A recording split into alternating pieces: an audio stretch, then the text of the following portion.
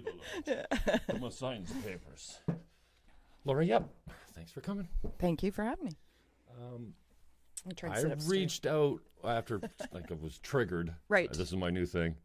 Triggered. By one of your posts. So I figured rather than go to war. Right. On Twitter, which is my first reaction usually. Is yeah, but see, it would have been a really, like, unsatisfying war because I would have seen that tweet and gone, not engaging. I have a hard time believing that anyone, like, I'm always skeptical of the people that say, I don't care what people think.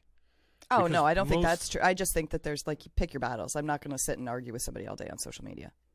I used to, but now I have learned that it's really not worth my time or energy. Right. So that's what I just start out with, like, I don't need another war. Not that I'm in too many right now, but because of my... Not in too many, just a couple? Well, yeah, because... Well, I'm getting this... First, I'm thirsty for knowledge. Right. And it doesn't matter, I go through my phases. Sometimes, like a couple of years ago, I was thirsty for knowledge for the Bible. Right. Like the book, like why and where and how come and who edited this stuff. And and so lately, I'm really... free speech is a huge one for me. This C-16 that came through with the transgender rights, being enshrined into the criminal code, the non-gender specific pronouns. And then Jordan Peterson came along, who is, wow, smart. But like, he speaks at a level that I have to listen to over and over because the words I understand, but it's just at a different level. It's not my level of communication normally. Okay. And provocative, like, oh yeah. Yeah. And I went to I called him a moron on Twitter the other day. Yeah, and I mean we're all morons. We're all I think we're all struggling to incorporate our dark side. Right. We understand that we're not perfect, and we hate what we hate about ourselves, and we don't want to be that, and we're all striving to be better people, I think is the human condition. Except for the oblivious, so just they're shallow and they have and they just everything's cool. And I found it interesting. I went to see him yesterday because, well, first they canceled this free speech, and Faith Goldie, who I couldn't disagree with more. Right. A rebel, far right, Christian, pro-life. And I'm all cool with those opinions. In fact, I seem to be drawn to those people now because I want to learn. Right. Because I'm a lefty. Right. I mean, how many times have I run in elections? Right. Yeah. I'm pro. I think that a little bit of socialism is good for society. And without it, we're going to have like a whole group of people that come back into the system and cost us way more money. So let's take care of them first. Yeah. So but he said, don't make enemies unnecessarily and don't be provocative. Well, Jordan Peterson, have you seen your posts lately? Like the one about, this need for children and stuff like this. So anyway, he posted one the day before yesterday and said we wouldn't be having all these issues with sexual harassment and sexual assault if sex was still, in marriage only. Instantiated. Right. Right. And so I replied to him and I said, let's go back to the time when it was legal for husbands to rape their wives. Or have sex with children. Yeah. I mean, that was acceptable at one point. Yeah. So we're getting better, right? Yeah, I hope. And culture changes and times changes and things that are acceptable change. But I really feel that the pendulum has swung so far left now. Okay. That you have to be so careful. Like the self-censoring that's going on with reporters in the media, right, with the professors at universities, is really, to me, it's concerning because you shouldn't be afraid to teach horrific lessons or offend people. University is not a safe place. It shouldn't be a safe place. You shouldn't have to be worried about getting raped. But learning institutions generally have not been safe places. Right. Yeah. And so this culture of bubble wrap and protecting people and, let's not trigger anyone. Let's not raise any eyebrows and let's not say. And I remember the first time you came on my show, and I kind of, I listened to the radio. I'm like, hey, they were on my show first. And I know they saw that, Yeah. like you're a politician, and I remember you saying, and it was probably me because you're my guest, and I know that you're sensitive to the sexism thing, and you pointing out. Yeah. In a very innocent conversation, sexist. Yeah. See? Yeah. Sexist. Yeah, actually, See? you said, was that sexist of me? Yeah, because you said, how are you going to do this as a mom? And I said, same way that the men who are dads are going to do it. And you went, oh. Is that sexist? And you're like, yeah. A little, so, yeah. Now, I told you this on the phone. Yeah. And I just, I don't know how else to put it other than I'm guilty of it as well. I feel like when I go out into the world today, I have these glasses on that are filtered. Right. And the filter allows me to be very aware of the left-right political divide and how much bigger it's gotten. Yeah. And how Trump, God bless him, I think he is a blessing in some way because these things were always there. But he's boiled them to the surface, so now they're at least out in the open. Yeah, right? I mean, I guess there's something to be said for knowing what's we don't there. have more extremists than we ever had before. He's not growing them. Yeah. He's just letting them come out. And Right. they're coming out on both sides, including ones like Madonna, who I used to respect like crazy. And then to stand there, and it just seems like, well, you're doing the same thing he's doing. You're just throwing hate back at him. So, Right. So I try not to waste my hate on Donald Trump, So I see the left-right political divide everywhere. That's the lens that I'm guilty of seeing everywhere. And then I see I feel like it's a growing divide between men and women. Okay. And again, I think on both sides, you've got the Ben Shapiros and you've got the factual feminists or the practical feminists, where and I kind of accuse that on the phone is like one of those people like me that goes out and sees feminism and oppression everywhere. Right, because it's everywhere. Because it is everywhere, Jim. But we also choose to see that, right? So I remember saying to my friend one time, regarding her son, I was saying, like, well, all I see is love, because that's what I choose to love. Now, I could have seen frustration all the time, right? But I chose to see love. So I think it's really a choice.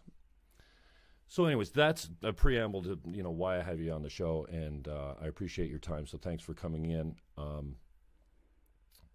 want to, kind of turn the mic over to you as to, like, what are you up to? What's important to you? Where are you going? What are your short-term goals? I know you're Underdogs. Yep. Boxing is taking a long time to get off the ground. It has. So you're at the... So I'm co-host of the podcast, The Practical Feminist, which is the #1 podcast in Niagara. And we heard Twining talking about that all the time, and that's fine. That's the last thing I'm going to say about Trevor. I'm mad at you, Trevor. And I'm also the founder, president, and head coach of Underdogs Boxing Club, which exists because we wanted to bring the Shape Your Life program to Niagara. Shape Your Life is a recreational boxing program for women-identified survivors of violence. So we couldn't find a home for it, so we opened a boxing club, because that's what you do. No, you actually can try and make a living from this? I don't know. I mean, I'm happy where I am. It's but not a nonprofit. Underdogs is a nonprofit. Okay, good. Yeah, All right. It's a nonprofit. Okay. The Shape Your Life program is actually in partnership with the YWCA and funded by Ontario Trillium Foundation. And then we have for Underdogs proper, we have membership programs for everyone. So we're the first women-led boxing club in the Niagara region, but we have classes for everybody. All right. And so politically, yes, first time I had you on the show, you were actually at that time recently appointed. No, it was when they were arguing about whether they were going to appoint Oh, okay. Well, I think you wanted a by-election. Right. I had you on a few times. Well, the last time I listened to you on my show was when you were sitting. Okay.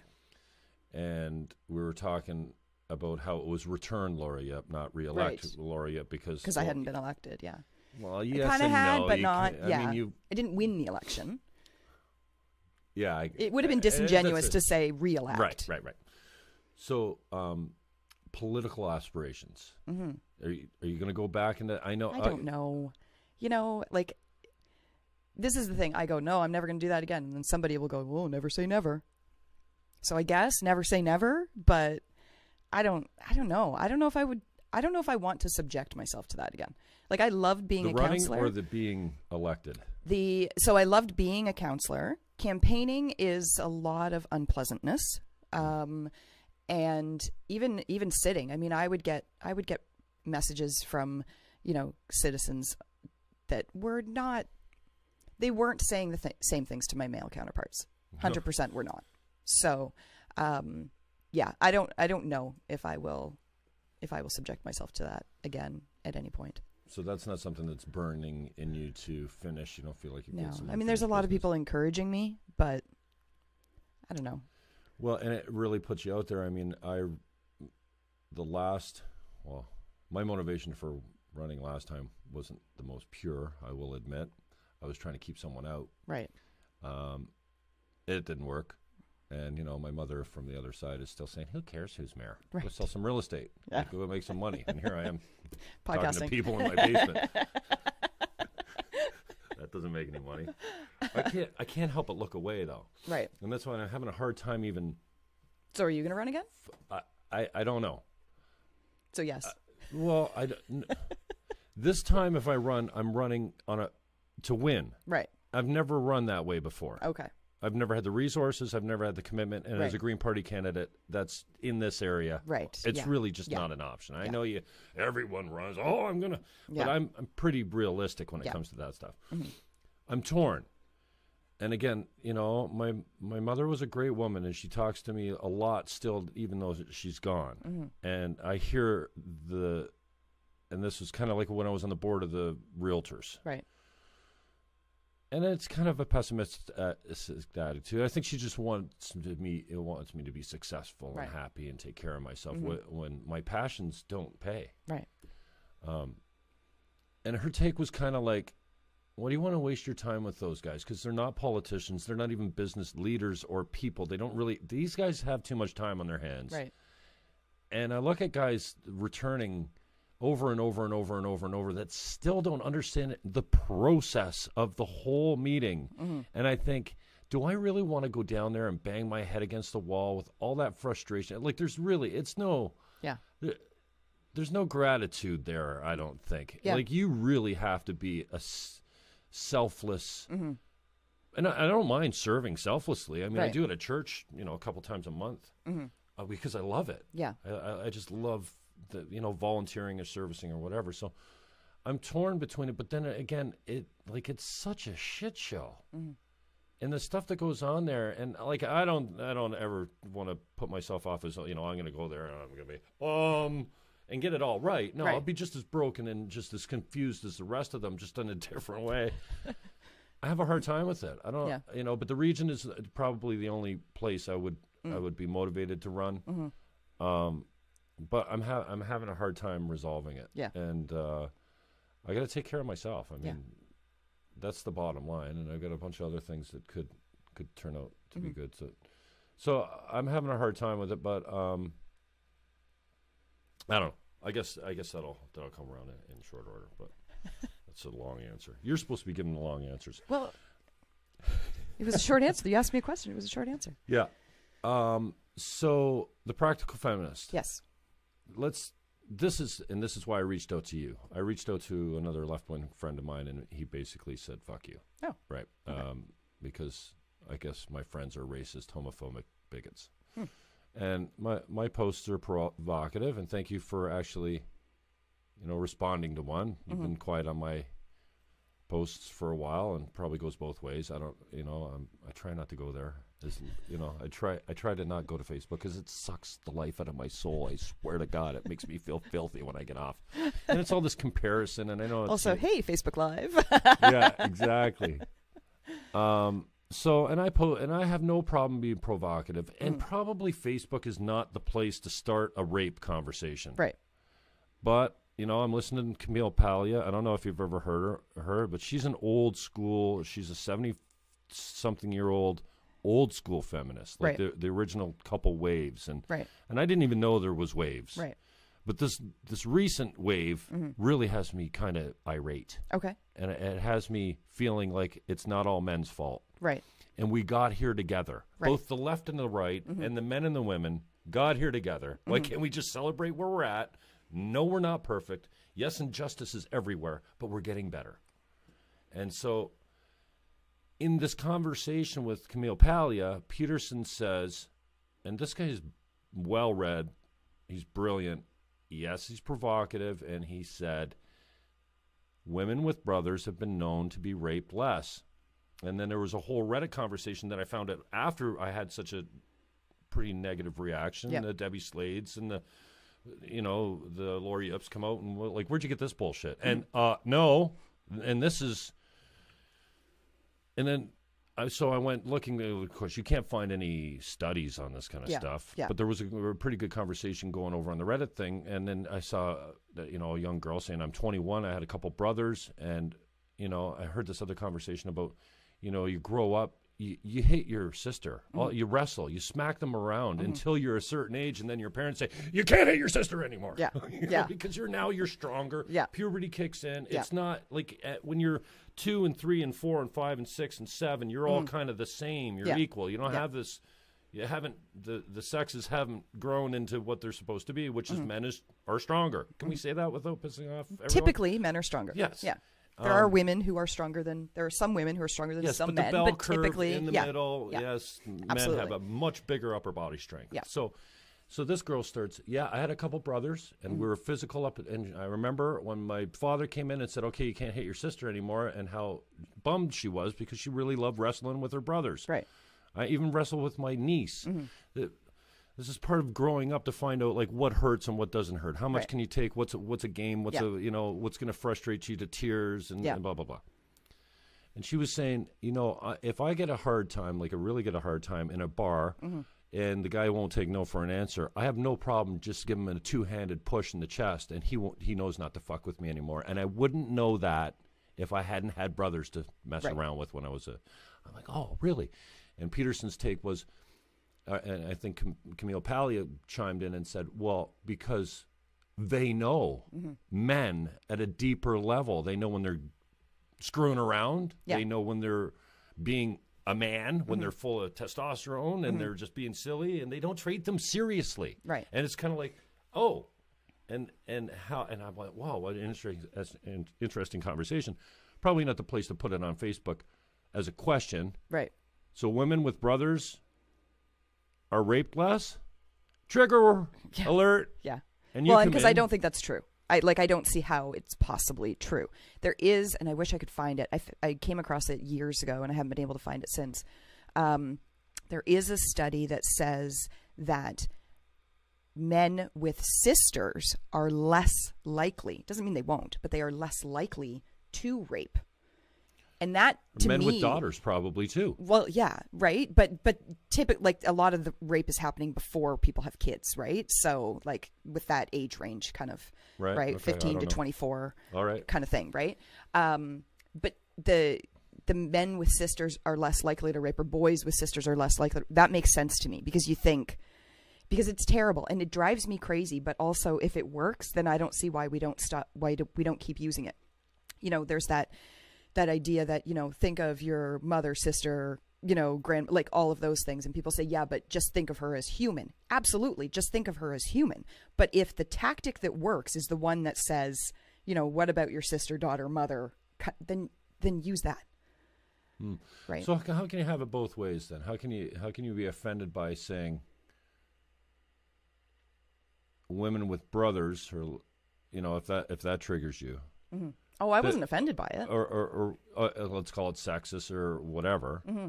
Then it's this. How can you have it both ways? Because it's the same kind of conversation. Okay, so men with sisters are less likely to rape. But what, we can't see the other end?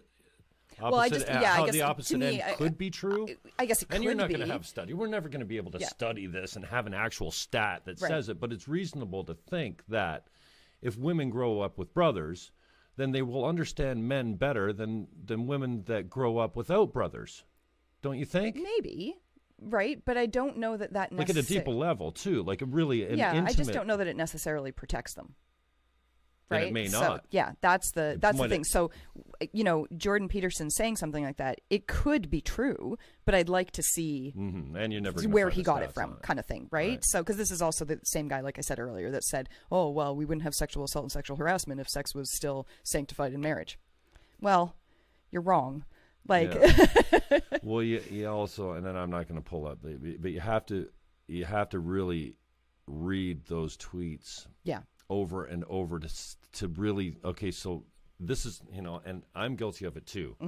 Sometimes you hear or comprehend something very different than actually the words on the, and we know this between men and women. I'll say to my friend all the time, no, that's not what I said. No, you did. No, because I have a memory for what comes out of my mouth mostly. right. And what I said is this, this, this, this, and this. So, well, that's not, it doesn't mean what you heard. Right. So we have a hard time, and I think that we're more easily offended than we ever have been, it seems. Maybe. I mean, don't know where it that might be comes that we're from. more aware of what is offensive, right? So even when you talk about universities being safe places or not being safe places, right? That you should be able to teach horrific things and that sort of thing. I don't entirely disagree with you. But at the same time, what about those students in the classes that maybe that horrific thing that's being taught impacts them and then their ability to learn and feel welcome? Because if you don't feel welcome in the classroom, you're not going to learn as well. You're just not going to. Yeah, but how does teaching how Mao killed 50 million people not make you feel welcome? Right, yeah. I mean, yeah. and I think, if we spent more time teaching responsibility rather than our entitlement to rights, right. maybe we'd be more responsible. And I think, why this Jordan Peterson seems to be so popular right now, especially with men, is because what his message is basically speak truth. And his message is for everyone. I think women are getting a message from him too. And if you've listened, his university lectures are all over the internet, and they're not sexist, homophobic, intolerant lectures, or he wouldn't still be at the U of T. Right. There's, in fact, the hundreds of hours of lectures that he's got online, I challenge you to find anything that's intolerant and not based in fact or philosophy. He's a clinical psychology. I lost my train of thought now. It just. I wonder, where are we drawing the line on the safe place? The idea is if we taught more world religions, we would understand each other a little bit more. If we knew about Hinduism and Islam and, So I'm interested what you think are the conversations that we're not having or we're having very badly that need to happen so that we can move forward. Like Peterson talks about the Christians and the Muslims. This is a huge fucking deal right now. Yeah. It doesn't matter if you're Muslim or Christian. There is an ideological butting of heads here. And without understanding and without teaching it through grade school and up through university, and we're not. No. Then we have some serious issues. So I think that's, based on his idea that, terrorism's only going to get worse if we don't solve this with a conversation. And I come from the school of thought of that everything can be solved with a conversation. And so my filter is the left and right political divide, and I think Trump's helped to really put a light on it. I don't know if it's my imagination or I'm still a feminist, but it's become a dirty word for me. I don't want that to, and that's why you're here. So why has it become a dirty word for you, though? Well, because I think there's a lot of false narratives. Okay. Like the wage gap. Okay. Okay. Oh man, we're going to disagree. And I'm fine with that because I want to learn, and that's why you're here. I'm not saying I'm right. But what I'm saying is what I'm hearing is a false narrative. It's like Black Lives Matter, okay? Cops are not going around killing black people. In fact, the stats say that they're not. If you look They are. No, black people are killing black people, and most of the criminals that are armed tend to be in the States, tend to be black. Okay, so great disproportion that of may them. be true, but cops are killing black people at a higher rate per capita than they are killing other people. It's not true. Okay, and we can get into that later. But Okay. it's actually not true. It's a false narrative. And so I think the lefty in me that is usually supportive of the Black Lives Matter, because, yeah, slavery was horrible. No one, your sister, your black friend, no one should be oppressed or discriminated against. I'm on board, and if you come to me and say, hey, I was discriminated against, I will stand beside you, tall and proud, and fight with you. The wage gap, okay? First of all, can we say that men and women are different without triggering everyone into war? I was at church the other day, and I'm sitting with a guy who said an offensive comment, and I reminded him that he did, and he says, no, I would never say that about you. I said, yeah, you did. We're having breakfast with his wife, you know, the volunteer kitchen, and you know, he asked me what he watches what I told him you were coming on, because I'm trying to understand this, the false narratives. I'm trying to get to the bottom of it. I'm trying to learn for myself so that I'm not an offensive fucking bigot asshole, which I think I am naturally. I think we all are. I think intolerance. I'm not. I think if you go back to when we were in caves, you know, and you see it in chimps, and they're supposed to be our closest DNA. It's a protection thing. When a different color, or a different tribe, or a different speaking come up against us, we try to kill them. That's got to be deeply ingrained. And yeah, we're working at getting better, but no, it's kind of the tribe mentality is still in us. If you believe in evolution, I think that's natural. It's a protection mechanism. So men and women are different. Men are stronger, usually starting after puberty. Men have testosterone. You have estrogen, and I think women, if I just get more of them to understand what testosterone actually, like you have some, not very much. I have some estrogen, not very much, and we all have different, and we all are on the scale somewhere. And testosterone does a lot of things: aggression, protectiveness, sexual desire. I don't think women actually get what it's like to have thousands of thoughts of sex every day. Right, but you can make choices. Oh, absolutely. You still are a rational human being. Not to touch, and not to whistle, and not to rape, Yeah. and not to. But it's there. Right. It's there, and any man that says that when they meet a new woman isn't in the first minute going yes or no, whether it's naked or in bed or what she like. I mean, they're liars, because that is. I don't know, guys. What do you think?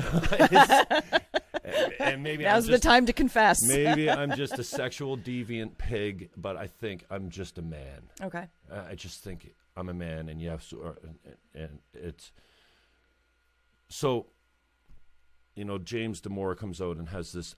Well, but I think it was Gawker that leaked it, called it an anti-diversity memo. No, he said we're different. Women aren't attracted to this field generally, just like generally men are stronger. Generally, men are more. But I also didn't go to school, and I was never told that, you know, math was for me or science was for me, or like, don't bother with those things. Those are right. So we're doing better. We're doing better as far as that goes, right? Like we're not sort of separated off. That was dead in the 40s, man. We were not like really not that old. No, I mean, but I wasn't born until the 70s. The barriers are coming down. They're coming down, but they're not gone. Okay, what are the barriers to stopping women from doing anything these days? Okay, so I mean, first of all, there's the great big one that, you know, people just expect men and women are going to be interested in different things and do different things. We're still okay, but that's true, right? That's not a barrier. We are interested in different things. Okay, yes, we're interested in different things, but you know, women getting into science is still women in engineering. I mean, they're facing things from their mostly male counterparts, right? Okay, so in fields that women traditionally have not been attracted to for whatever reason, or haven't been able to go into, right? Because there were laws, like women couldn't go to university, women couldn't be doctors. But now we can do whatever they want. So now, but they're still not attracted to the STEM fields in any significant numbers, just like they're not attracted to working on oil rigs in the Arctic. Men are those guys in the coal mines. But I think that's still a lot of societal expectations, right? I think no, it's because women don't want to stand on a platform in the Arctic Ocean working on heavy pipe and risking their lives. I think they're wired for different things, like procreation, recreation of the population. Like men's sole desire is not to have a baby. I think most women I mean, that's one of the most important things for most. Again, we're speaking in gender. Stereotypes are accurate because, like, most women want to have a baby. Why? Why is that true? Because most women have babies. You don't think that they just had them by accident. Like, there's something in a woman's brain that says, right, but I for want all a of child these women and a who family. are coming up now who are saying, I don't want to have children. Right. Right. Like, the stigma that they face. I mean, and again, like, you know, you've got 20-somethings, 30-somethings who are saying, I don't want to have kids. And people are going, oh, you'll change your mind. Oh, this, oh, right. No, I don't want to have children. Right. And that's not accepted as just something that they don't want to do.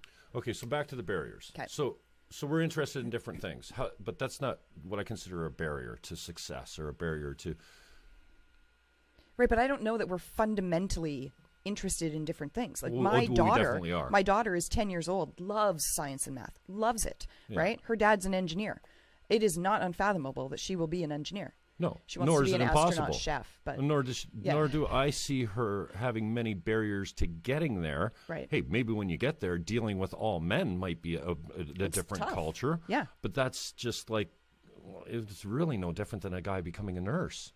Like, I don't know if that's true. I mean, again, you've got men being promoted at So there was a study, I think it's 3 years ago now, that said fields that are traditionally male, as they become traditionally female, they get paid less.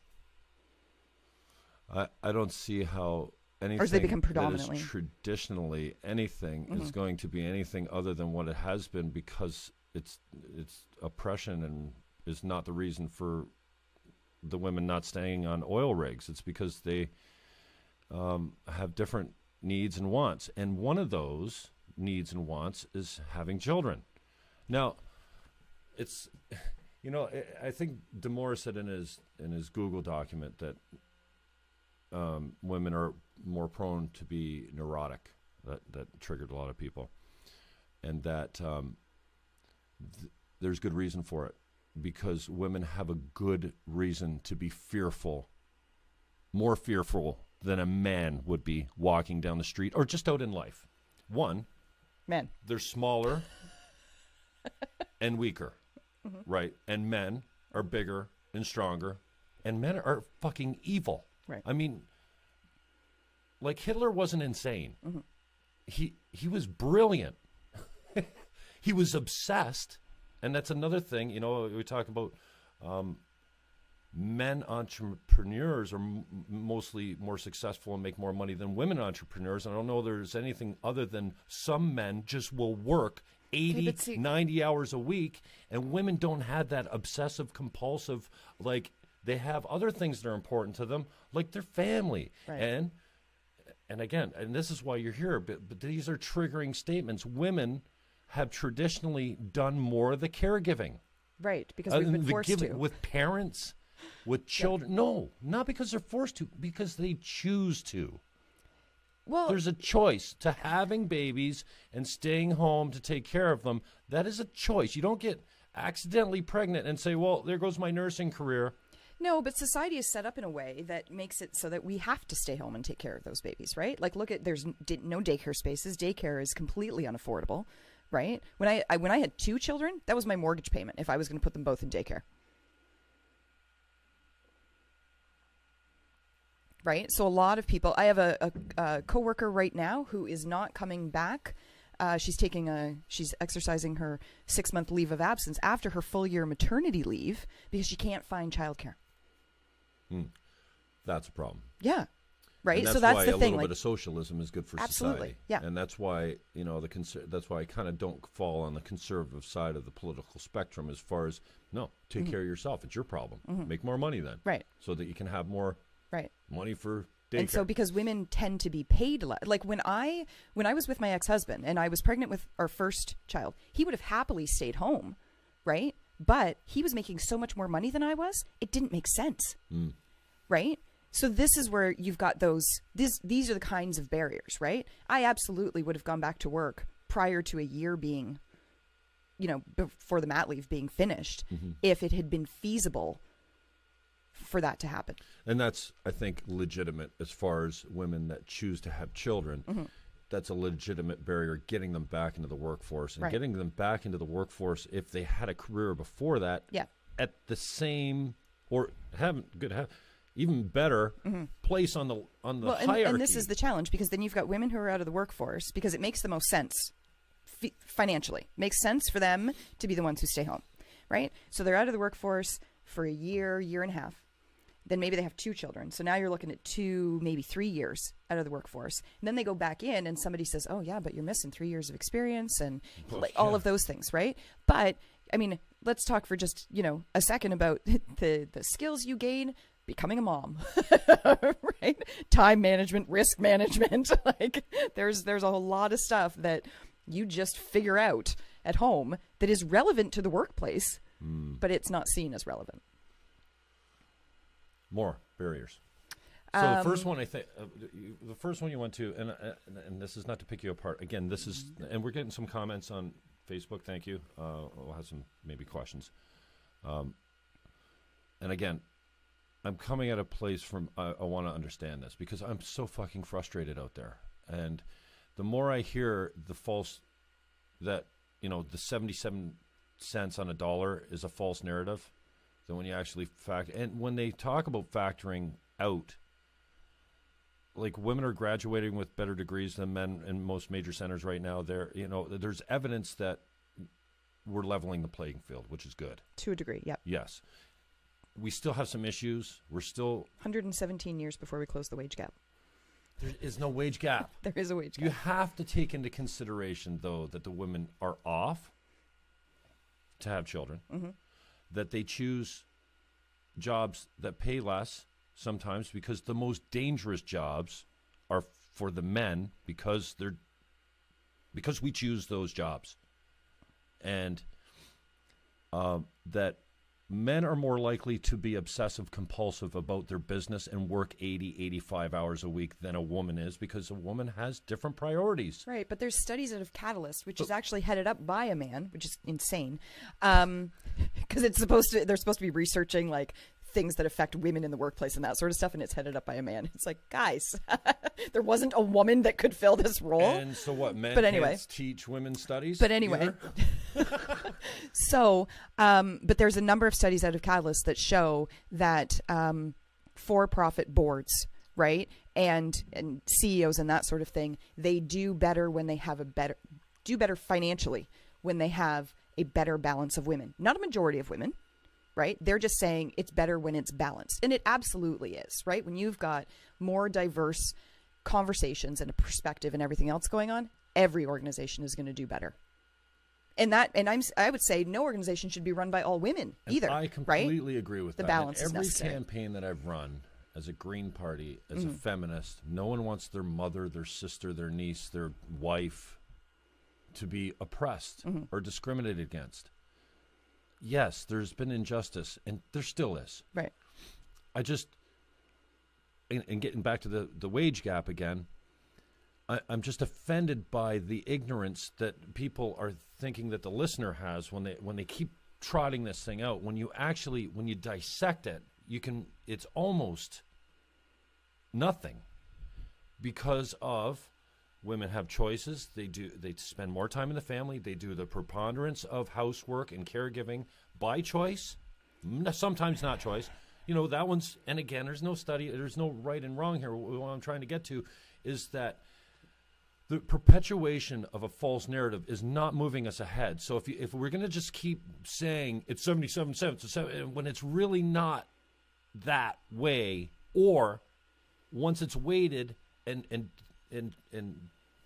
what do you call it, dissected, then it's justified, and a lot of that can be justified by the woman's choice to stay home, to not be on the oil rig. The choice is where you and I are going to disagree, is because where is that choice coming from, right? Like I did not have the choice, to go back to work or stay home. We would have been on the street if I had gone back to work. That's not a choice, right? If I say, oh, you make 2 times, almost 3 times what I make, and you know what? Yeah, you want to stay home with the baby? You stay home with the baby. I'm going to go back to work. We'd have been on the street. That's not a choice. Okay, I got it. So and just going back to your original thing, we have different interests. I don't see that as a barrier. That's free choice. The child rearing thing, absolutely. And the responsibility seems to fall with the mother. Primarily, I mean, yep. you gave birth. Yep. You usually have you have a different relationship. Can we say that even? Mothers and their child have it can never, you gave birth to them. Yeah. You can't expect them to have the same relationship with their father. Right. It's a different thing. See, I feel like fathers would argue with that. I feel like I see where you're, because and actually my ex and I, he and I are still friends, but we had this conversation, especially right after the babies were born. Or they well, love no, but I less think or you do. anything. I think there's a more visceral. I think it's more visceral for the mom than it is for the dad. Right? You grew them. Yeah, right? But you're saying, and I don't know. So, that but men I don't know. are going to be offended by that. Yeah. I think. Well, I think men. Doesn't to be mean honest you love with them you, less. There's I think there's a bit of another a difference. stereotype. Men get offended less than women seem to these days. Well, because there's a lot more going on that's offensive to women than it is to men. I don't know about that. I think, again, it's a mindset and it's a choice. Like, I could be offended by all kinds of things that are sexist. Right. Again, anyways, let's go. So that is significant. I will agree with you on that one. The first one you came up with was, well, we're interested in different things. I don't see that as a barrier. Okay. Okay. And can we agree on that? No. Okay, but well, that's a choice, though. We're it's not interested really in different again, things. Like where's that choice coming from, right? Well, I didn't go into math or there's- science because I wasn't encouraged to go into math or science. True. You can't have it both ways. Okay, so, all right, so child rearing. What put another barrier on Another me? barrier for child rearing? No. The barrier to women today. Oh, okay. And now I'm All not right. talking about the 30s to 40s. We've come a long way since. I'm not talking about the 30s or 40s. I know, wasn't born but- until the 70s. Yeah, but I can't talk about the 30s and 40s because it wasn't there. Like, is it sexist to say that the birth control pill was liberating for women? No, it's not sexist to say that. Okay. It absolutely was. Yeah, they got them into the workplace. It made them control Women being able when to they were control their reproductive. Okay, Yeah. perfect. Yeah. That changed everything. Yes. Now, would you agree that we're still kind of seeing the impact of that and really not sure exactly about, okay, so in the 30s, men went from the field where he worked with his son, where his son was fed without even talking. Just by standing beside his father, he was getting a certain wisdom through osmosis, even if his father didn't say anything. We took the father out of the field and put him in a plant for 40 hours. Right. So that connection was broken. Yep. Now when the father comes home from the plant, he's pissed off, Yep. he's tired, and he's hungry. All he wants to do is for his wife to feed him. Okay? I mean, this is... She's also tired and hungry. Yeah. Traditional roles. And he's got no patience for the child. He's not going out into the field. He's not teaching the kid anything. Yeah. So our kids now, again, generalized statements. I don't, of course there's exceptions. You want to look for why young men are looking for mentorship in gangs? Well, duh. You took the father out of the home. Yep. Women now, in more and more of the cases, are choosing or being taken out of the home to go to work. Right. We have all these parents that are two working parents again. Yeah. We're having more women come into roles that weren't traditionally for women. We have more women coming into politics, more than ever before. Yep. Still not enough, but more Still than ever not before. enough. And in every campaign, I said if we had more women, we would have better policy. Yeah. But that's it's the sexist balance too. No, it's not. By saying all women think the same. No, not all. And Okay. that's But that's what you're saying when you say if we had more women, we'd have better policy. It's No, because I'm they saying all if we think the had same. more balance, we'd Right. have better policy, right? There are women in the world who I do not want representing me. Like, right? Absolutely. I mean, you can probably think of a couple off the top of your head that you go, nope, Laura wouldn't want them to be in power. Right? There are men there. And this is the thing. This is, you see it frequently where there is a woman who has just absolutely horrific views politically. And then some guy will go, oh yeah, but feminists should be voting for her. And we all go, no, she's terrible. We're not voting for, we're not saying any woman is better than no women at all. Right? Like that's ridiculous. But balance is better. So are you for quotas for gender parity You know, when No, the Green I've never Party been came in, for quotas. I mean, the Green Party. And Canada doesn't have a quota system. No, but like, let's say the Green Party, you know, who used to be affiliated. I remember when the provincial executive decided that every role was going to have gender parity. Right. And I mean, in that capacity, maybe it's fine. But when you start putting quotas in and you start getting less effective people, like, what are we going to do? Yeah. Are we going to go? Okay, so men and women are different. We have different interests. We're better at different things. Men are traditionally, they go Have you out- read anything by Michael Kimmel? No. You should. I can't read. And that surprises you? Not at all. There's probably I'm a audiobooks. Neanderthal. There's probably I'm audiobooks. I'm just setting this setup. It took everything out of me. What's your point? So Michael Kimmel, who studies gender and particularly masculinity, right, actually says that there is more difference amongst the genders than between them. So there's more difference, and that'll go for races too, amongst men than there is between men and women. And I think that goes for races as well. I won't even argue that point. Mm-hmm. But we're different. We like. I like the example of, okay, so we have a big Christmas dinner. Right. The women go into the kitchen, not because that's their job.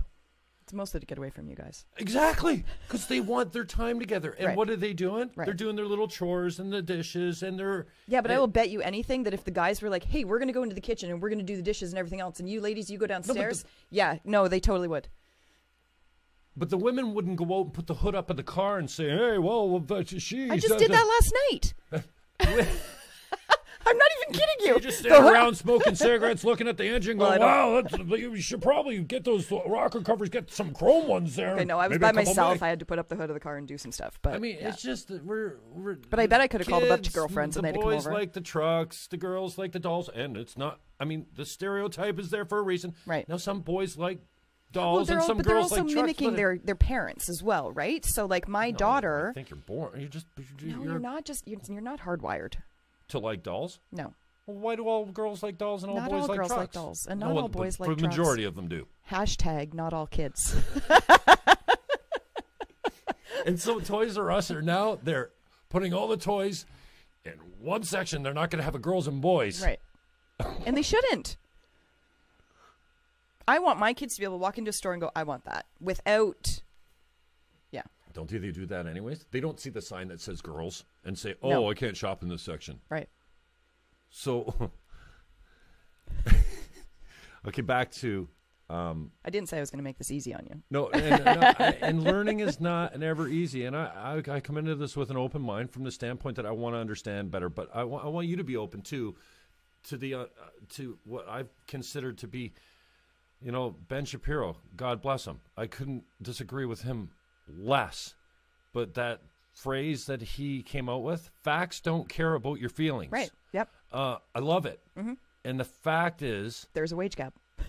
there's a wage. There might, and It's actually 82 cents. The most recent study is 82 cents, not 77. Can you admit and agree with me that you can slice studies and stats just about any way you want to support any argument? To a large degree, yes. Okay, good.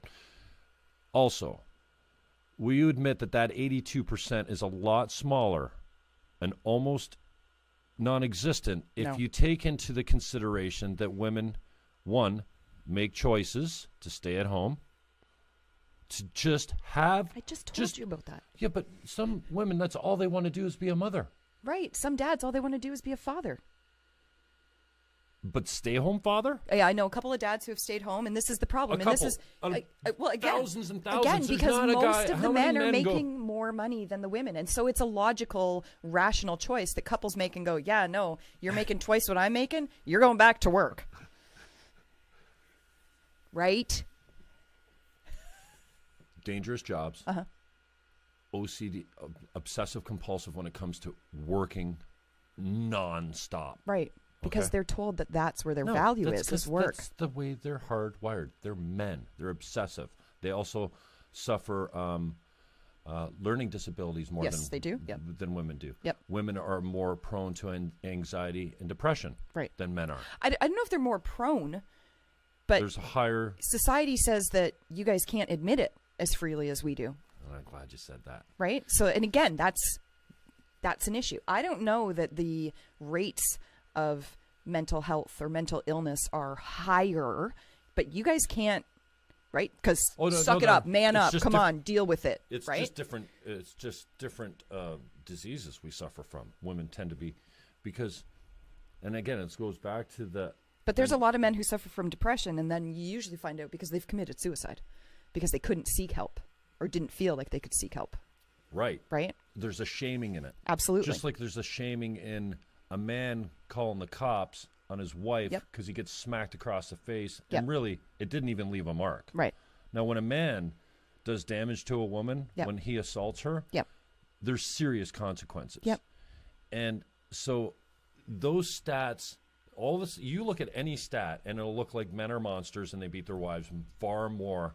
And well, they do beat their wives far more. Men are more violent with women than women are with men. That's right? Again, not true. No, it's true, but I don't think that the gap that is there is as large as it actually is. Do you know what I'm saying? Right? Because men can't. Because men and women both understand and agree that if a woman hauls off and does, unless she's using a weapon, she's really not going to do that much damage to her. Well, maybe not, but you will not find. Well, it's true because they're not as strong. They're not as strong. Here, let me. No, yeah, you could hurt me with a weapon, but a man is much. We have clubs. Like my club is a lot bigger, and where it comes from, and you might have a better technique and whatever. But again, technique's not going to matter when. The bell curve. Men are far more powerful, and they're sicker. Right. When they lose their mind. There's no bringing them back for a long time because they're men, because of testosterone. So, I heard a theory that really interested me, like the rape theory, that women actually are more violent in domestic relationships, but because of the stigma and because of the impact, there's not as big an impact when a woman is violent and loses her mind on her husband. The husband usually doesn't get hurt and usually doesn't call the cops. So those stats can really be, I'm not saying, and who cares who beats? Well, nobody should be beating anybody. No, but it happens because we're fucking animals. Right. Look at the chimps. I think it's interesting, and I'm learning all the time. Chimps practice organized war. They don't have religion. They kill all the men. And then they bring all the females back into the tribe to mate with the rest of the brood, and they take over the territory. Now, that's for territory and resources. Right. Now, if you believe in the theory, and they call it a theory because there's so many freaking holes in it. There's many holes as in the Bible, I would think. It's just science, so everyone says, well, you can't argue with it. That's our closest kin, and they're horribly violent. And this is... I think humans are too, but mostly men. Right. Yeah. And they're monsters. And I think, Carl Jung talked about the shadow and how man's shadow, and when he says man, I think he means human. Goes like straight to hell. And that you cannot be a good person until you incorporate your darkness, until you incorporate and understand the shadow. And I think the expanding on that is that the harmless man is the most dangerous one. Right. The one that is biologically and clinically psychotic, but can control it. Right. And function in a normal world, and blend into society, needs to be feared, but is also the one that's got it under control. And sexist or not, that whole Beauty and the Beast, they're looking for a fucking monster they can tame. Women, they want a man to, that is a nasty, whatever. Anyway, so when I hear stats that say that women are actually more prone to violence in a domestic relationship, but that, and here's all the reasons that it doesn't get reported, I'm like, wow. Because again, I think I'm seeing false narratives everywhere, and I'm not saying I believe that. because you can find a study to say anything. So, but I'm kind of looking to kill the false narratives because it's not helping us. So I'm interested in the conversations that need to be had. Right. And you can't just say you're an idiot, you're a homophobic, intolerant bigot. You need to bring some facts to the argument. So, and we can talk about more. Well, I do think there comes a point in some conversations where you can just go, "You're an idiot." And I will agree with that. But and we can talk about, when I hear barriers, I'm like, okay, yeah, we had a lot of barriers. Mm-hmm. They're being reduced and reduced and reduced. There's less and less and less. We're getting better. And we can go back to that if you want to. But I want to talk about, like, what do you think the most important conversations are that we're not having, or we're having badly? That's a big question. Yeah, I mean, but this is it, because for me, and this is, hey, I like doing this because I like human beings. Or like people saying, "Why are you talking to her?" Is that no? Okay. I really, I've been in business 25 years in real estate, and my story is, and I get to a point where my story becomes I hate people, and I'm sure you feel that way sometimes. I think all of us do. But the bottom line, and you can see evil in people everywhere with those glasses, or you can see love. Right. And so I have to continually remind myself, and I think it's true, that basically people are good. They want to be loved. They want to love. They want a family. They want to be safe. They want to be well taken. And once you make enough money to take care of yourself, all the rest of the money doesn't make you any happier. But we can do a better job at making sure that people have, I'm not going to start getting into guaranteed annual incomes and stuff like that. But yeah, take care of people, a little bit of socialism. Mm-hmm. But now in this new age, and I like to go back to also, we're just seeing the impact of having women come into fields in politics, and we're not really sure how that's played out and how it's going to work, and if it's going to be better for society. Right. I mean, we know that freedoms who have typically been fought for, the vote, suffrage, not given to by men, fought for by women and feminists and people that saw the injustice. We're getting there, and as they get their freedoms, I'm not really worried about triggering you. I don't want to offend you, but as women have gained freedom, so has their economic opportunities and their prosperities. Yep. Those go hand in hand. So, but I'm seeing less and less of the barriers today than when we had them. Right, before. and there are fewer barriers, or maybe some of those same barriers exist, but not to the same degree. Exactly. But I think that the false narratives continue to be told, and I want you to be more responsible, you women, feminists, to really be responsible for dissecting those and being open to saying, okay, so when we take all these factors out, but that the sort wage of gap suggests that we read something and go, oh, then that's what it is, and that's not how I operate. So, right? Like, I don't just take a study at face value and that's it, right? The wage gap, my information on the wage gap comes from numerous studies that have measured for all kinds of different things. But do they take into the basic facts into consideration? Well, you're asking them to take into consideration things like that men and women are hardwired to do different things. No, I'm saying that men do the dangerous jobs. They pay more. Men don't usually have to care for their children. Men choose to be obsessive compulsive about their success, and they're more amped about, like, they want to make more money than the guy beside them because it's an ego thing. Right. Women don't have that. Oh, I don't know. Women don't have that testosterone, that nature, that competitive, I got to make more than you do because that makes me higher up on the dominance hierarchy, which, let's talk, like, but again, can we have a competence that's toxic masculinity, right? So. All right. So back to the conversation question then. Oh, I don't know. Men and women need to have a conversation. Yes, men and women need to have many conversations. Yeah, and it has to be an educated, open. It has to be. I mean, you have to be willing to say, you know what? Everything, I've come to a point now where I've started to question many of my beliefs. Right.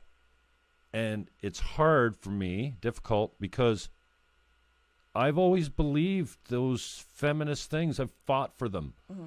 And now I'm going, well, I'm not fighting for a false narrative anymore. I don't think this is a particular conversation that needs to happen, but, and there have been some men who have written on this as well. Men need to believe women more. Yeah, just it sounds better. Men need to believe women more. Okay. So you want me to slouch? No, I was trying to sit up straight. No, and we can move that if you need to. If there's any criticism about me slouching, though, in the comments, it's on you.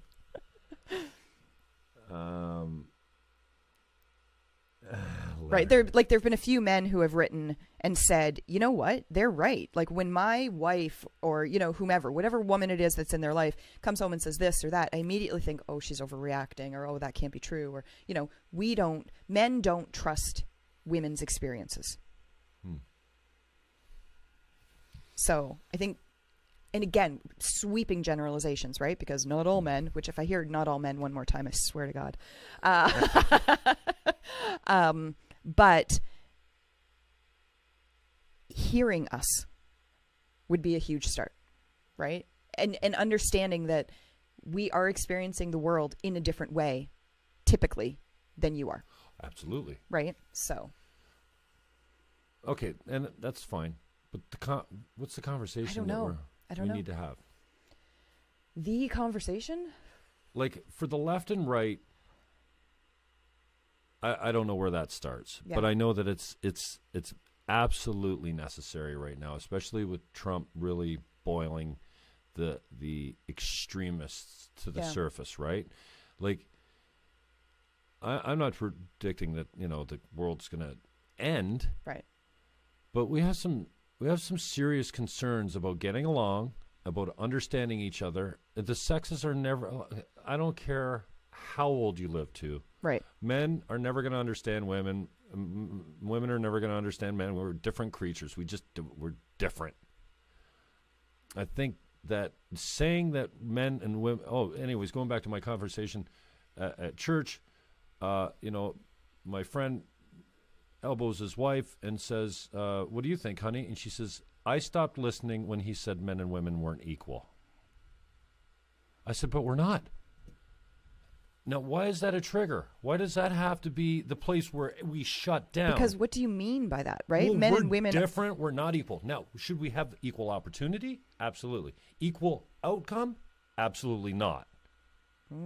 If a man and a woman are just as well qualified, you don't pick the woman because she's a woman. Yeah, you do.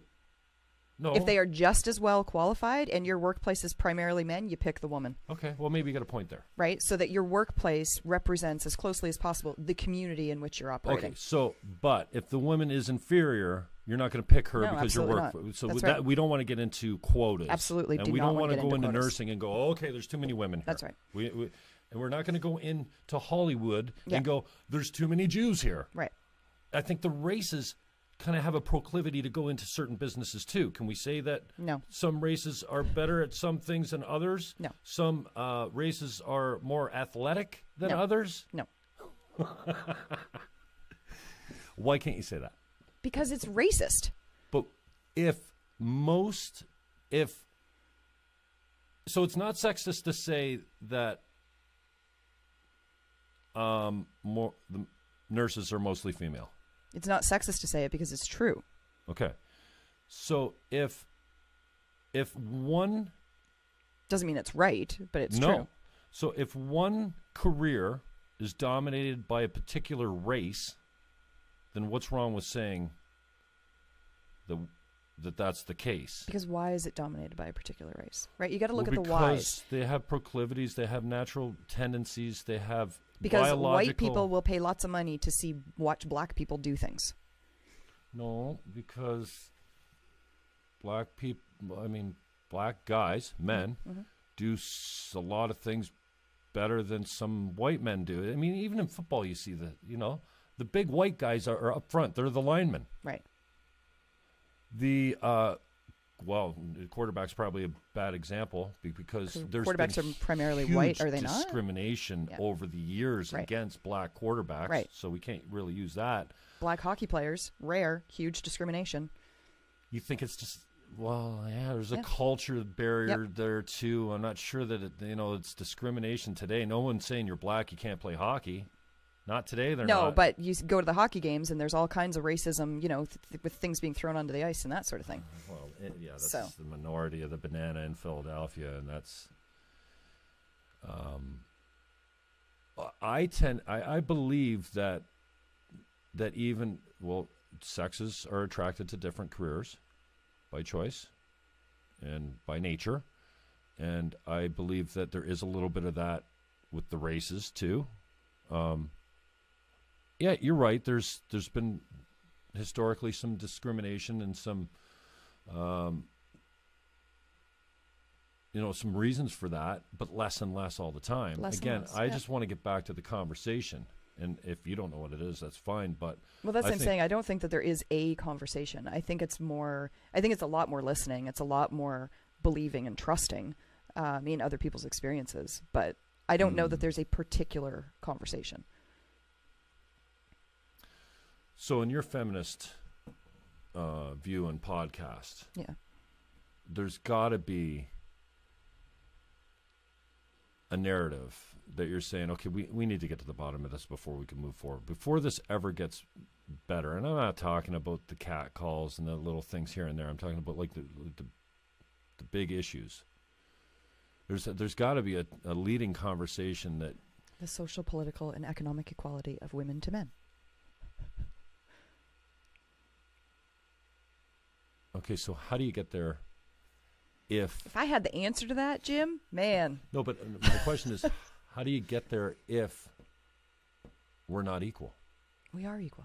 How are we equal? I just described to you in so many different ways how I don't agree with you. We suffer from different mental illnesses.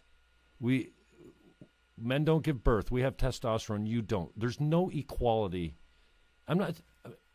Take the discrimination out of it. I'm not saying that discrimination because of sex is okay. No, it's not. But sitting here saying that sex and this sex are equal, it's not true. That's a false narrative, and I don't think it should be offensive to say that men and women are not equal from the fact that one's a woman, one's a man. That's not equal.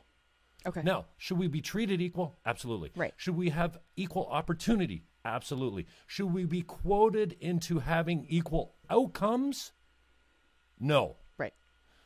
So. But we should have equal outcomes. It just shouldn't be based on quotas. Equal outcome is sexist in its own way, because you're saying we're rigging the game to balance the game is rigged. The game has been rigged for centuries. We're trying to unrig the game. And so how do you unrig the game? I don't know. Okay, so what barriers do we get rid of? All of them. Okay, so that's easy. Your first barrier was we think differently. I don't agree with that. The second barrier you said was child rearing and daycare. Valid. I would agree with that. What's the next barrier that you would make disappear for women today? I would like to feel a lot safer walking down the street.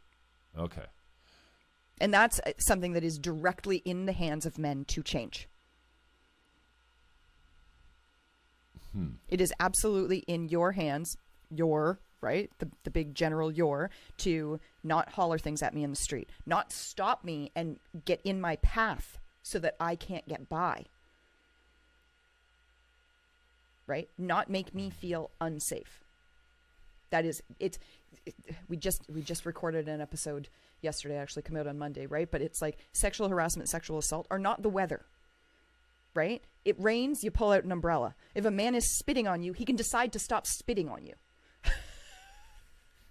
Right?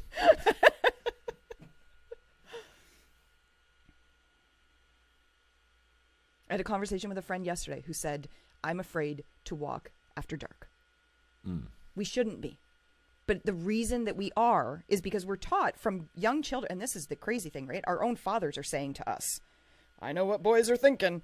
You stay off the streets at night, right? But then when things do happen, when we get harassed or assaulted, those same people say, oh, come on, that didn't really happen.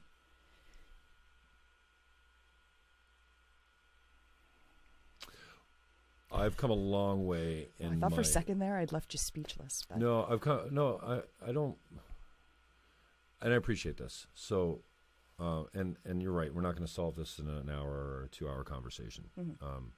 But it's a start. So thank you to be open to that. And, you know, I'm glad I called rather than go to war because I was personally offended by one of your takes. And I think I thought it was disrespectful. That's just my take. I choose to be, I choose to feel that way. Right. I mean, that's definitely, I could just turn that off. Right. But I think it's human. This barriers thing. I don't want there to be barriers. Right. I want women to feel free and liberated and have every opportunity that a man does, just like colored people or races should be. We all saw what happened in the States with slavery, and there's not hardly a human being except on the extremes of both sides, and now the Antifa. I mean, it's covering their faces or worse than ever. We hate that. We hate that for our wives. With sexism, wrong. But I can't help but react, and then when I delve into it, I'm going, oh yeah, those facts, those numbers, 77, 82%. Clark Bitter says it's an earning gap, not a wage gap. I don't know what that means. Clark's wrong, but it's okay. You're allowed to be wrong. And I just want to draw your attention to you're wrong, I'm right, that's it. Yeah. I mean, you can't. I mean, that's the problem today. It's okay to be wrong. We're cemented. Yeah. We have bias that are bred into us. Right. They come from our parents. Yeah. And then lots of them taught to us. Yep. But, when your child rolls up holding your hand and you're introducing them to a stranger at the mall, you haven't taught that child to fear strangers. Right. That child fears strangers. Yeah. For a good fucking reason. Yeah. You haven't taught them that people, stranger danger. No, they're like, ooh. Yeah. That's humans. So, I don't like strangers. And I don't like most of the people I know. I want that to be okay to say. And I think before we can have the conversation on Trump, we need to really get honest and say we come from a really racist, tribal mentality of violence and we're getting better, but this is human beings. We are a fucking pathetic, aggressive, especially on the men's side, and that's sexist to say it, but all the atrocity. I mean, mass murderers are not women. That's right. Yeah. That's sexist. Yeah. But that's true, and there's facts. And to understand it, I think especially for the men, maybe we need to be more responsible with saying we are fucking monsters, right? But we're getting better. We're trying. We're getting better. Society's getting better. Women, we're bringing them along. I get how sexist that sounds. I don't want to be so like hypersensitive that I can't talk normally without offending my guest. We're getting better. But I think I haven't been offended yet. I don't agree with everything you're saying, but I haven't been offended yet. And I think that if you tell me you don't like my shirt, I'll be offended. To have the conversation properly, I think, and especially coming from men, it's just occurring to me now that women are probably less responsible for this, is to say, you know what, we're all born at some level racist, hate-filled, intolerant bigots. We're coming along because that has been our nature. Like all the mass murderers are not fucking crazy. The Nazis chose to look away from the atrocities and to buy into the lie. They weren't mentally unstable. They weren't, for the most part, fearing for their lives and their children. There was a small element of that, but mostly these people made a conscious decision to look away from the atrocities and to keep perpetuating the lie. Right. That's human beings. Normal, healthy human beings, just like you, just like me. And it's, again, incorporating this darkness. So I think for the most part, the left and right part of the conversation is we're all Donald Trumps. And you know, I hate to say it, but like, you know, this whole idea that you hate in others what you see in others what you hate about yourself. Something like that, yeah. You know, it's like Madonna standing up at the Women's March going, I think about bombing the president all the time. Well, you are being Trump right now. So you're he's a racist, intolerant, hate-filled, bigot, narcissistic psychopath, misogynist, probably. Yeah, transphobe, homophobe. Now, he throws that all out there. Yeah. And then the left, the sensitive left, take it and with their own hate-filled, intolerant, maybe not at the same level, throw it right back without even going, oh, geez, I'm doing the same thing he is. Right. So I think for me, and this is why we're talking, because I want to find in my small little circle that I'm doing here, you know, I think that starting the conversation by saying, you know what, our tendencies are pretty evil and they're pretty ugly, but we're getting better. I don't know how to start that conversation with the men and women. Right. I want to be able to say that it's okay that we're different. It's okay that we have different interests. It's okay that the men want to go out and pop the hood on the truck and look at the engine. And it's okay that if women or girls wanted dolls and decorating and fucking, that's okay. I think that's where part of this conversation starts. Right. But it's also okay if we flip that. If the women want to go out and pop the hood and smoke cigarettes and talk about the engine, and the men want to go into the kitchen. Absolutely. Let them. But the bell curve is stereotypes we have them because they're. Well, because the women have always gone into the kitchen and the men have always gone out to the car. But the problem is the people on the extremes have this really loud voice now. Mm-hmm. And for most of us in the middle, we're going, shut the fuck up. Like, you guys, like the Antifa, the far left right now, I'm a left-leaning socialist pinko. Right. But they piss me off now. And now I'm looking at the right going, and then the right's now saying, oh, no, free speech. I don't care what you say. Right. You know, when Greg Miller and I get into a discussion on Facebook about, the pro-lifers with their graphic images. Right. And then bro rolls up with no shirt and something on his, and he stomps all their signs down. Mm-hmm. To me, that's assault. Okay. Just like if I spit on you or I kick your car. Right. Right? Yeah.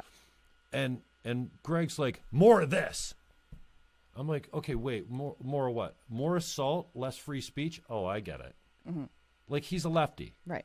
And he's a social justice warrior from the standpoint, and God love him. Like, the animals and the people that don't have voices need someone to stand up and take their side. Mm-hmm. I don't, I didn't take his pamphlet at the parade, but when it comes down to that, I'm like, okay, so free speech is convenient, right? And it's only when when you agree with it, right? Like, I don't get that. Yeah, if you're not in favor of free speech, you disagree with. You're not in favor of free speech. And he calls me snowflake, right? Peter Secor deleted me on Facebook last night. Right. Because he won't engage in a conversation. He told me 3 times he's got an obsession with my ass. Take your head out of your ass, blow it out your ass. Right. This is not a conversation. We're talking about one Niagara and how Brian Haidt, please give it up. It's over. It's dead. It's never going to pass. Pete's like, it'll happen. I'm like, well, here's why it won't happen. Mm-hmm. I'll blow it out your ass. I'm like, well, thanks. This is what we do. Yeah. And so, Greg Miller, if you are in favor of free speech for the pro-lifers, you hate women. I don't get that. It's a bit extreme. Yeah. Yeah. Like, that's... Do I think that they should be able to be out there with their signs with graphic images? No, because I don't think that this should be an issue at all. So because of their religion, basically, they feel... And as a Green Party member, I always said, we're pro-life. Mm-hmm. Abortion is a bad fucking end for everyone involved. Right. Unwanted pregnancies is a worse end. Unbelievable. Society still doesn't treat a single. And, you go out there and say a traditional family is better for society, like having a man and a woman and child is like thousands of years have proved that this is a pretty good setup.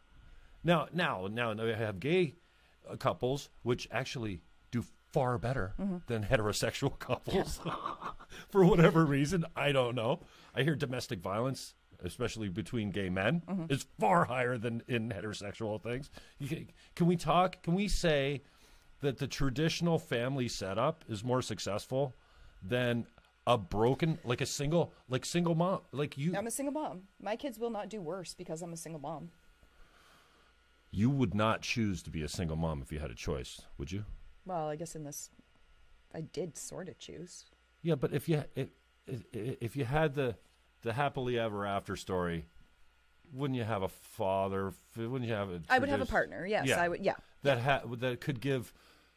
Not that he doesn't get it already from your husband, but immediate mentorship and examples, right then and there. Yeah. I mean, there's just some things a woman can't provide for their son as far as leadership, and it's because it's they need a man's example, don't they? Yeah, but that doesn't mean that they don't. A single mom has men in her life. I get it. But back in the days. I mean, my daughter needs the example of good men in her life as well. Good right? point. So, yeah. I just feel like I think there's a little bit of a gender confusion, especially for the men today. Okay. Because they don't exactly know what is appropriate, what is offensive, how to be a man, right, without dragging your woman around by the hair, right? Which is common back in the day when we used to hunt and gather, right? I mean, we've changed, but we're still kind of that animal, right? And I'm really interested in where the conversation goes and how we have better ones, right? And how we understand each other. And I've grown to be a better listener, because you don't learn anything while you're talking. And so I'm, and it doesn't have to be now. I want to get you out of here in the next 10 minutes so you don't miss your appointment. Right. But I'm interested in especially how the sexist, I don't want to feel any more separation. Like Jacob Bergsma says, he's opposed to anything that divides people. I think I don't agree with that completely. He's opposed to everything. I like the idea behind it, but yeah, everything divides people. Yeah. Religion, sex, and I think that the conversation about the left and the right is important. Mm-hmm. And I think the missing part of it is that we're all fucked up. Right. And the man-women conversation, I'm not sure how to start it, but I think it starts with going, okay, we're not equal. We do things, we think differently. I cannot begin to understand what it's like to give birth. Right. It's unpleasant. And I think since I was a small child, call it sexist or whatever, I don't know how small, but once I learned about the women things, I've been grateful to be a man ever since. Right. The monthly things, the childbearing. I think, yeah. Men have it pretty good. If I could come back, I would come back a man. Yeah. Would you? Probably. Sexist. I got you. It took me 2 hours. As long as the game is still rigged, See? yep, I'd totally come back a man. Penis envy. Yeah. It can all go down to that. Yeah. I just want a better career. And I think there's a lot of that too. I think there's a lot of people, a lot of us that look at it and go, "That ain't right." Yeah. That guy got that job because he knows someone, or Yep. because there's a lot of envy, and that's the human condition. But I want to continue the conversation from. But I don't want to start it. Maybe we're different. That's one thing. We have to listen to open-mindedness. Yep. We have these biases that are hereditary, that are culture, and we haven't, I'm having a hard time with the gender issue these days. Anyone that comes out and says that, well, I've come to believe you can't change your sex. If you take off the parts and reinstall new parts and jam a whole bunch of different hormones into you, every cell in your body is still coded for the sex you were born with. I don't think that you and I are the right people to be having the conversation about being transgender, because we're not. Yeah, and I'm not saying you want it like everyone. I'm happy if you don't feel comfortable. For the 99.7% of the people today they identify with the parts they were born with. Right. So the fact that you don't it's got to be horrible. Yeah. And I don't want to be insensitive. Yeah. But also, when the liberals trot out a 10-year-old Charlie who wants to transition to a girl, right? I can't even begin to understand what. Well, and that's the thing. Like, I don't think you and I can even. But I mean, we have laws. Yeah. You can't tattoo your body until you're 16. Right. But they're going to force this child into a female puberty. I have a huge. I don't understand. I want to understand it more. Right, but see, when you talk to people who are transgender, they also talk about they knew, and that sex and gender are different, right? But they knew. I'd like to learn how that is. Which we don't have time for. And I'm not the expert on that, so. But they knew when they were small children, right, that they didn't identify as a boy, that they felt more comfortable, right, as a girl. All of those things. I think there's a much higher chance that there's a very low percentage of people that are feeling transgendered and not just gay. I mean, right. There's gay. Sexuality and gender are also completely different things, right? But I mean, I know some people who are transgender, and I have a friend whose son, born a girl, 5 years old, identifies as a boy. And when they talk to him about it, he says, "Yeah, I just forgot to tell you." Like it's that sort of simple for these kids who are allowed to make the transition at this age, right? Is that, yeah, no, I just forgot to tell you, Mommy. Amen. Happy Sunday. What are you doing now? I'm going to coach at Underdogs, run the Shape Your Life program this afternoon. Cool. So, non-contact. Non-contact. So you're hitting heavy bags and you're hitting hand pads and all of those sorts of things, but you're not getting to punch. Are you ever going to do another fight? Yeah. I don't know. It's the second time I fought because I wanted to fight at a weight I felt strong at, because I had to cut a bunch of weight for the first fight.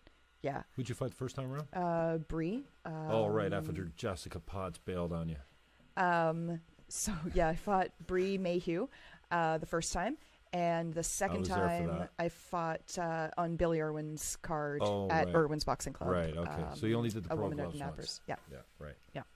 So, yeah, I don't know if the second fight I fought at a weight I felt strong at, and my kids got to see the fight, and I did really well. So there's no reason to put myself in a situation where I'm going to get punched in the face again. Mm-hmm. So we'll see. Who knows? Maybe I'll fight and run for something. You never know. All right. So how do people get a hold of you? Where's your website? Where's Nehan Drive, is it?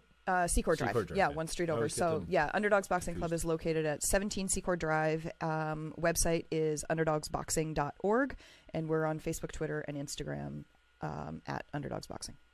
Awesome. Well, thanks for coming in. Thank you. 10:10, so I'll get you out of here. Dave Shaw, the hell does he want? He's got nothing good to say ever to me. He likes me. Everyone likes you. Not so true. Here, I'll read you some of the comments just before you go. Sorry to break your bubble, but women do not need a man to raise their family, and in some cases, children being raised by a single mother actually turn out better than the children that are raised by two-parent families. Difference women do not, blah, blah, blah. Again, stereotyping, but the traditional family setup has been pretty successful for thousands of years. I don't know that anyone would say, you know what, kids of single I'm going to have an unwanted pregnancy kids and be a single mom. In a loving home are doing as well. That's the factor, is the environment. Yes, Brian, you're right. I'm still working on becoming a better listener, but it is my show. It's funny you saying you're a better listener since I barely hear Laura talking. Fuck, my father's going to be so pissed off. Yeah, your dad is going to be mad. Stuck on the evolution comment. Who's Brian Lydiard? I don't know. Jane said. I don't know what Sally Deller absolutely agreed with, but it was probably you and not me. Not being equal does not mean one is better than the other. Absolutely agreed. Okay. There are just differences. Differences are okay. And that's, I think, where we need to start. Yes, we're different. And it's okay to say we're different. We have different interests. We think differently. And you can't possibly know what it's like to have testosterone. I mean, I don't want to know what it's like. It's Actually, not I'm going right. to rethink my. It's not right. Rethink my It answer to makes coming you back. have the worst. Right. I'm thoughts. standing by that. There's more difference amongst men and amongst women than between them. And you know what? USS Ashbu Schultz said it greatest the other night, just before he covered Gord Downey. Mm-hmm. He says, I want to celebrate one thing here that we all have in common, a heartbeat. And if we fucking just spoke about fuck the races, fuck the sexes, we're humans, and we have more in common as humans, regardless of the race or the sex, than we have more in common than we have differences. Yep. Absolutely. And I think that's where it all started. So, anyways, we got some good comments there. I'm not going to go through them all, but a few people still logged in. Thank you, Facebook Live. We'll put it up on the Jim Fannon Show podcast later on. Check out The Practical Feminist. I've been listening. Man, how many shows you got? We're coming up to actually, so I think, is it next 2 weeks is our 1 year, so 52 episodes doing in a one couple every of week. weeks. So we release every week. You can find that on iTunes. I think I got you tagged right now on the Facebook post. And thanks again for coming out. Thank you. I have to walk over here and shut everything off. My guys are... Stop walking into the picture.